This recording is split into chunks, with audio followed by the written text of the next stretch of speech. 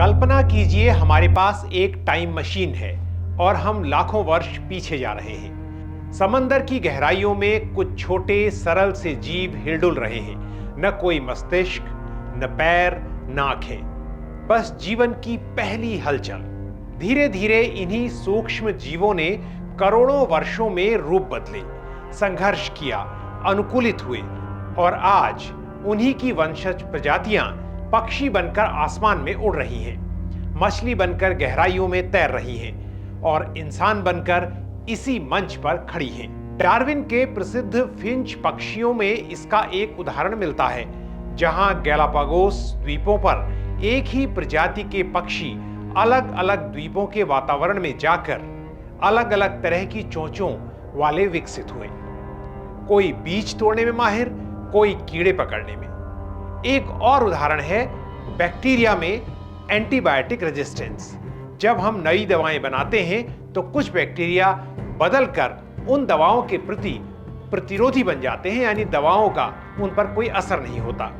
यानी विकास कोई पुरानी कहानी नहीं, ये आज भी हमारी आंखों के सामने घटित हो रहा है। इसी तरह कभी जमीन पर विचरने वाले जीवों को आज हम समुद्री जीवों के रूप में जानते हैं, जैसे व्हेल और डॉल्फिन। नमस्कार, स्वागत है आपका अपने channel eco and energy talk पर और मैं हूं हृदय जोशी। आज हम बात करेंगे उस पुस्तक की जिसने वैज्ञानिक साक्ष्यों को एक खुली अदालत में पेश कर दिया। यह किताब है प्रोफेसर रिचर्ड डॉकिंस द्वारा लिखित the greatest show on earth, the evidence for evolution. Richard Dawkins एक विश्व प्रसिद्ध ब्रिटिश जीव विज्ञानी, विकासवादी सिद्धांतकार और लोकप्रिय विज्ञान लेखक हैं, जिन्हें उनकी दूसरी प्रभावशाली रचनाओं जैसे द सेल्फिश जीन और द गॉड डिल्यूजन के लिए जाना जाता है। पहले इस किताब का परिचय, जो बताती है कि जैव विकास यानी इवोल्यूशन एक तथ्य है, कोई अटकल नहीं है। जिस पुस्तक का हम आज जिक्र कर रहे हैं वो जैव विकास यानी इवोल्यूशन के प्रमाणों पर लिखी गई है। डॉकिंस इसे एक ग्रेटेस्ट शो ऑन अर्थ कहते हैं क्योंकि जीवन की उत्पत्ति और उसका जैव विकास वास्तव में इस ग्रह पर चल रहा सबसे अद्भुत और शानदार नाटक या फिल्म कही जा सकती है। इस किताब का मुख्य उद्देश्य उन लोगों को वैज्ञानिक प्रमाणों से परिचित कराना है जो जैव विकास को सिर्फ एक थ्योरी मानते हैं। डॉकिंस का स्पष्ट संदेश है कि जैव विकास एक तथ्य है, यानी एक फैक्ट है, कोई अटकल या स्पेक्यूलेशन नहीं है। असल में रिचर्ड डॉकिंस जैव विकास के सिद्धांत के पितामह कहे जाने वाले चार्ल्स डार्विन के जीनियस से प्रेरित रहे और उन्हें आधुनिक जीव विज्ञान का आधार स्तंभ मानते हैं। अपनी पुस्तक the greatest show on earth में डॉकिंस ने डार्विन के प्राकृतिक चयन यानी नेचुरल सिलेक्शन के सिद्धांत को आधुनिक प्रमाणों से सशक्त बनाया है।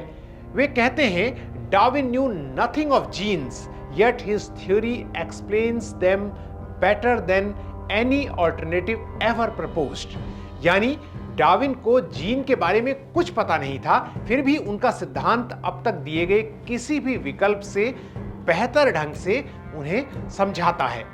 रिचर्ड डॉकिंस चार्ल्स डार्विन के शिष्य भले ही न रहे हों, क्योंकि दोनों अलग अलग समय में पैदा हुए और बड़े हुए, फिर भी डॉकिंस ने, जो अभी 84 साल के हैं, डार्विन के विकासवाद सिद्धांत का प्रबल समर्थन किया और उसे आधुनिक वैज्ञानिक दृष्टिकोण से आगे बढ़ाया।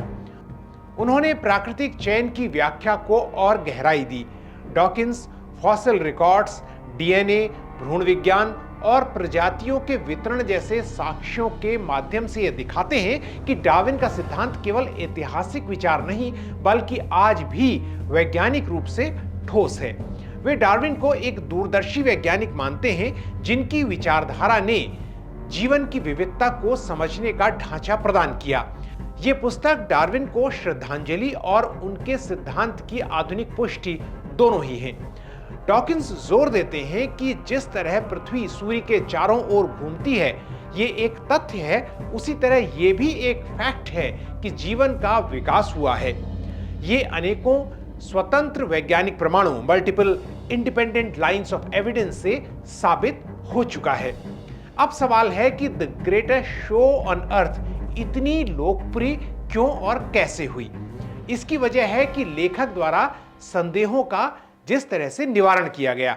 डॉकिंस ने विकास के प्रमाणों को इतने व्यवस्थित और सरल तरीके से प्रस्तुत किया है कि ये विज्ञान में रुचि रखने वाले किसी भी व्यक्ति के लिए एक अनिवार्य पठन, एक एसेंशियल रीड बन गई।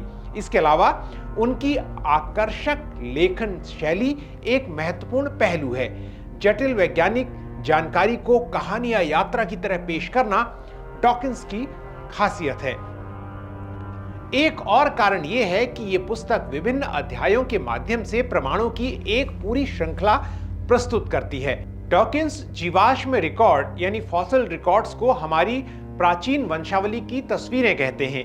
वो दिखाते हैं कि कैसे जीवाश्म क्रमिक परिवर्तन यानी ग्रेजुअल चेंज का प्रमाण देते हैं, खासकर संक्रमणकालीन जीवाश्मों ट्रांजिशनल फॉसिल्स के माध्यम से, जो दो अलग अलग प्रजातियों की विशेषताओं को दर्शाते हैं। उदाहरण के लिए आर्कियोप्टेरिक्स, आनुवंशिकी और डीएनए, जेनेटिक्स और डीएनए, ये विकास के प्रमाणों की सबसे आधुनिक कड़ी है। डॉकिंस समझाते हैं कि कैसे सभी जीवित प्राणियों में डीएनए एक ही भाषा बोलता है। वो बताते हैं कि क्यों चिंपैंजी और मनुष्यों का डीएनए 98% से अधिक मिलता है। इंडोजीनस रेट्रोवायरस ERVs जैसे प्रमाण जो विभिन्न प्रजातियों के डीएनए में एक ही स्थान पर दबे मृत वायरस दिखाते हैं, ये साबित करते हैं कि कैसे उनके पूर्वज एक ही से थे। यहां पर ये अंडरलाइन करना जरूरी है कि इंडोजीनस रेट्रोवायरस यानी ERVs मानव और अन्य जीवों के डीएनए में मौजूद वायरस के अवशेष हैं, जो प्राचीन समय में रेट्रोवायरस संक्रमण के बाद जीनोम में शामिल हो गए और अब वंशानुगत रूप में आगे बढ़ रहे हैं। डीएनए और जीवाश्मों के प्रमाणों को एक साथ रखते हुए डॉकिंस लिखते हैं, विकास को जीवाश्म रिकॉर्ड, आनुवंशिकी, तुलनात्मक शरीर रचना, प्रजातियों के भौगोलिक वितरण और जीव विज्ञान की हर दूसरी शाखा द्वारा डॉक्यूमेंट किया गया है और इसके प्रमाण बहुत अकाट्य हैं। डॉकिंस कृत्रिम चयन यानी आर्टिफिशियल सिलेक्शन का उदाहरण देते हुए कहते हैं कि जैसे कुत्तों की विविध प्रजातियां या नस्लें विकसित की गई हैं, और तर्क देते हैं कि अगर मनुष्य इतने कम समय में इतना परिवर्तन ला सकते हैं तो प्राकृतिक चयन यानी नेचुरल सिलेक्शन जो अरबों वर्षों से काम कर रहा है कितना बड़ा बदलाव ला सकता है। करीब 500 पन्नों की इस किताब में भूमिका और 13 अध्यायों के अलावा अपेंडिक्स, एक समृद्ध बिब्लियोग्राफी और कई तस्वीरें हैं। उनकी कुछ अन्य किताबों की लिस्ट भी इस वीडियो के डिस्क्रिप्शन बॉक्स में आपके साथ मैं साझा कर रहा हूं। लेकिन किसी भी महान कृति की तरह इस किताब की भी आलोचना हुई है और ज्यादातर यह आलोचना डॉकिंस के तर्कों की प्रामाणिकता पर नहीं बल्कि उनकी लेखन शैली पर है। द न्यूयॉर्क टाइम्स में एक समीक्षक ने टिप्पणी की कि Dawkins is a master explainer laying out complex science with clarity and wit. However, his tendency to treat doubters as intellectually deficient can sometimes make his argument feel less persuasive to those he most needs to convince.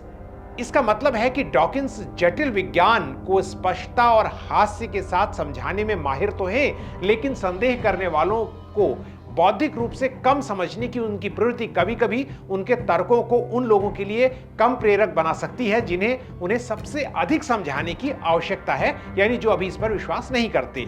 यानी समीक्षकों का मानना है कि वैज्ञानिक प्रमाण भले ही अकाट्य हों, लेकिन डॉकिंस का सीधा और आक्रामक जो असर्टिव लहजा है कभी कभी उन पाठकों को नाराज कर सकता है जो विकास के बारे में अभी सीख ही रहे हैं। एक तटस्थ दर्शक के तौर पर यानी एक न्यूट्रल ऑब्जर्वर के तौर पर यह जानना जरूरी है कि डॉकिंस का लेखन भावुक यानी पैशनेट होने के साथ साथ तर्क आधारित यानी लॉजिकल भी है। तो आखिर एक सवाल कि आधुनिक दुनिया में डॉकिंस की इस किताब का क्या महत्व है। आज के दौर में जब वैज्ञानिक तथ्यों और गलत सूचनाओं के बीच अंतर करना बहुत कठिन हो गया है, the greatest show on earth की प्रासंगिकता काफी बढ़ जाती है। यह किताब हमें आलोचनात्मक सोच यानी क्रिटिकल थिंकिंग सिखाती है और हमें पृथ्वी पर जीवन के जटिल और अद्भुत इतिहास की सराहना करना भी सिखाती है। ये हमें ब्रह्मांड के संदर्भ में हमारी विनम्र जगह को, हम कितने छोटे हैं, ये समझाने में मदद करती है और ये बताती है, हमें याद दिलाती है कि हम करीब 3.5 अरब साल से पुराने जो एक शो चल रहा है जैव विकास का, उसमें कितना छोटा, कितना सूक्ष्म हिस्सा है। संक्षेप में जैव विकास के सिद्धांत पर ऐसी पुस्तकें एक वैज्ञानिक घोषणा पत्र यानी साइंटिफिक मैनिफेस्टो बन जाती हैं, जो हर उस व्यक्ति को पढ़नी चाहिए जो इस ग्रह पर जीवन के रहस्यों को समझना चाहता है। डॉकिंस या ऐसे दूसरे लेखकों के अंदाज हमें भले ही हम उनसे असहमत हों, लेकिन आप उनके प्रमाणों की शक्ति को नजरअंदाज नहीं कर सकते। आपको यह वीडियो कैसा लगा कमेंट करके हमें जरूर बताएं। वीडियो को लाइक करें, अपने दोस्तों के साथ शेयर करें और ऐसे ही ज्ञानवर्धक कंटेंट के लिए इस channel eco and energy talk को सब्सक्राइब करना और हो सके तो ज्वाइन करना ना भूलें। जल्द ही मिलते हैं अगले एक वीडियो में आपसे।